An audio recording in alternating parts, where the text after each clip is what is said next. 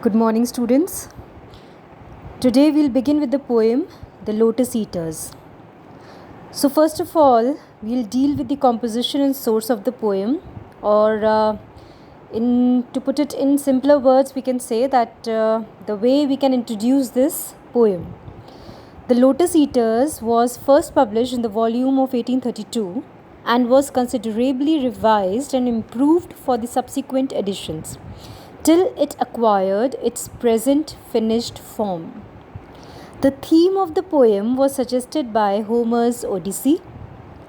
After the siege of Troy, Ulysses, the ablest and wisest of the Greek chieftains, passed through a long series of adventures before reaching his home. In the 9th book of the Odyssey, it is told how Ulysses and his followers landed in a place apparently on the African coast, where the inhabitants gave them the fruit of the lotus to eat. And those who tasted it forgot their homes and only wished to remain where they were. The description of the land of the lotus eaters is, of course, ideal and is intended to harmonize with the mental condition of dreamy content and distaste for any exertion produced by eating of the lotus. The spirit of lethargy in this poem is in striking contrast with the spirit of travel and adventure of the companion poem Ulysses. The poem opens with 5 Spenserian stanzas giving an account of the scenery and atmosphere of the lotus land. In that island, it is always afternoon, a time when people feel drowsy and are inclined to sleep. The air is languid and seems to swoon, and the sunset lingers in the west as if charmed.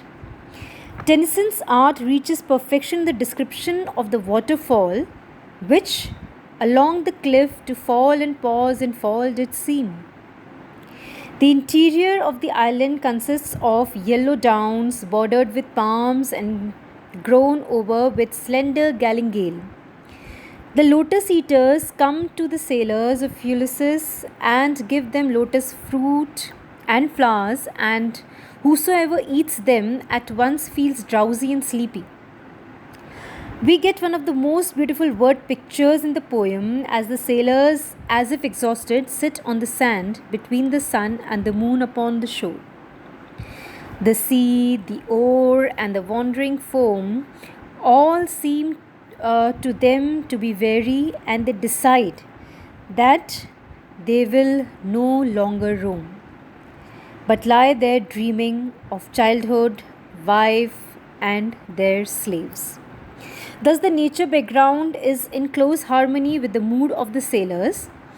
The poem is a fine example of interior landscape painting.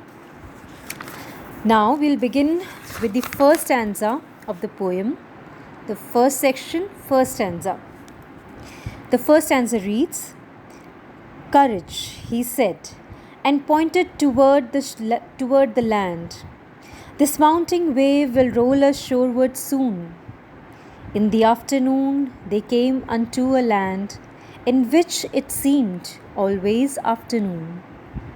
All round the coast the languid air did swoon, breathing like one that hath a weary dream. Full-faced above the valley stood the moon, and like a downward smoke the slender stream along the cliff to fall and pause and fall did seem. The poem begins with Odysseus of Ithaca driving his men onward through mountaining waves. They are in the midst of their 10-year journey home from the Battle of Troy. Tennyson's poem begins after Zeus has swept Odysseus' boat along to the land of the lotus eaters, as can be read in Homer's Odyssey. He adds in and embellishes details that Homer started. Odysseus is encouraging his men, telling them to have courage in the face of these mighty waves that Zeus has sent them. He tells them that the next wave will surely roll them shoreward. His words end up being true, and the men are brought to land by that afternoon. The speaker of the poem then gives the reader a number of details regarding the land to which they have come. It is a place that, no matter the time of day, seems to perpetually exist in the afternoon. This could be due to the heat or the activities of those that reside on this island. The air seems to move very slowly around the island. It is languid and swooning. These words, languid and swoon, foreshadow the change that will soon come over the men as they will taste the lotus fruit. The air of the land is further compared to breathing, as if one is in a dream. Each breath is long and requires effort. The moon is standing full-faced above the valley, and from there a stream weaves its way along the cliff, and with the passing time it pauses and falls, pauses and falls. And this particular line creates a kind of music. It provides a very soothing effect, a musical effect, and it influences not only our soul but even our mind, and compels us to imagine the scenic beauty of that island. The second stanza of the poem reads, "A land of streams, some like a downward smoke, slow dropping veils of thinnest lawn did go, and some through wavering lights and shadows broke, rolling a slumberous sheet of foam below. They saw the gleaming river seaward flow. From the inner land, far off, 3 mountain tops, 3 silent pinnacles of aged snow, stood sunset flushed and dewed with showery drops. Up clomb the shadowy pine above the woven copse." Now, in this particular stanza, we have a series of imagery, a series of word pictures, wherein we have to need or incorporate our imagination to view the beauty of the falling streams. Tennyson has described the variant streams of that particular island, weaving them in the beauty of words. What he is trying to say in this second stanza of the poem, here the speaker is sharing the amazement he and Odysseus' party feel upon seeing this land. It seems to them to be a land of streams.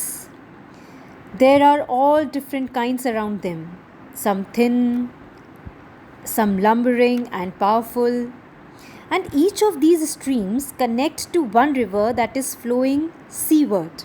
As we all know, this natural phenomena where the streams merge into a river and then the river flows towards the sea. Far in the distance, the travelers and the omniscient narrator are able to see 3 mountain tops that are like 3 old monuments of aged snow. They are standing strong in the sunlight, unrelenting to the warmth.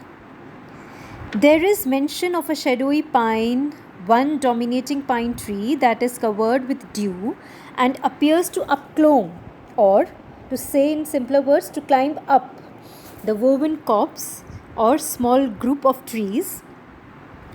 This one larger tree is grander than the rest, and it only seems to grow larger as they stare at the scene before them. Now, moving on to the third stanza. "The charmed sunset lingered low adown. In the red west, through mountain clefts, the dale was seen far inland, and the yellow down bordered with palm and many a winding vale, and meadow set with slender galingale, a land where all things always seemed the same. And round about the keel with faces pale, dark faces pale, against that rosy flame, the mild eyed melancholy lotus eaters came. In this stanza, the poet describes that the sun is setting when they arrive, afternoon is moving on, but it is not moving quickly. It means that the natural phenomena, the setting, the nature is also under the influence of the lotus tree, or the environment, the ambience, the wave of that particular island. It has lingered low, endowing the west with red. The speaker and the travelers can see through the mountains to what is a dale or a large valley further in the distance towards the interior of that particular island. Even though they have just landed and are at sea level, they are still high enough to see far into the distance. The land seems to be bordered with palm trees and many wandering vales, that is, valleys, and green meadows. In these places and in the meadow, the speaker is able to see galingale. And galingale is what? It is a type of sedge found in Europe and Asia. The men are still on the boat as the speaker describes them looking down and seeing that while they have been entranced by the land, the lotus eaters have come to welcome them. They are gathered around the keel of the ship, that is the lower part of the ship, and are looking up at them with their mild, melancholic eyes and pale, dark faces.